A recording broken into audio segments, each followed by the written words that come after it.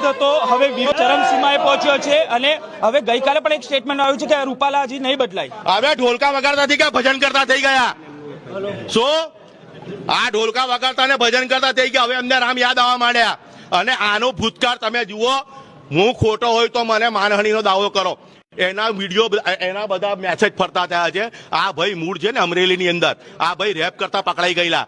હું પછી અમારી પાસે મેસેજ છે ભાઈ દિલીપ સંઘાણીએ અમને કઈ બચાયા સેટિંગ કરીને. એ સેટિંગ અત્યારે ભાડે પડી રહ્યું છે. અને આના તમે જોઈ આવો, દરેક સિટીમાં જઈ જઈને એના રેકોર્ડ કાઢી આવો. ભાજપના કાર્યકરોમાં ખાનદાની હોય તો બોલે. આ કેરેક્ટર લૂઝ માણસ છે, આ ચારિત્રહીન માણસ છે. એ શું કોઈનું સન્માન કરવાનો? પણ એને ખબર નથી શું કે ક્ષત્રિય સમાજ માટે જે બોલ્યો છે આજ દિન સુધી અંગ્રેજો પણ નથી બોલ્યા આ શબ્દ. અને આજે સર્વવર્ણ અમારી સાથે છે. બ્રાહ્મણ સમાજ સર્વવર્ણ અમારી સાથે છે, કારણ કે અમે તો સર્વવર્ણ માટે માથા આપ્યા છે. અમારે કોઈના સર્ટિફિકેટની જરૂર નથી. અને જ્યારે અમારે અમારું સન્માન બચાવવાનું છે ને તો મીટિંગો હાની આ રૂપાલા માટે. આ કઈ મોટી, આ તો રેપિસ્ટ આવ્યો હતો. આ તો ખોરો માણસ છે, આ કેરેક્ટર લેસ માણસ છે. અને એક ક્ષત્રિયોનું સન્માન શું જાણે? અમે અમારું સન્માન મેળવી લઈશું. અમે ચોખ્ખી કોઈ મીટિંગ ના જોઈએ.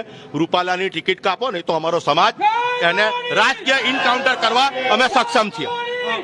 જે રીતે આજે બેઠક ચાલી રહી છે, બેઠકમાં નિર્ણય નહીં આવતો શું? અરે યાર, બેઠક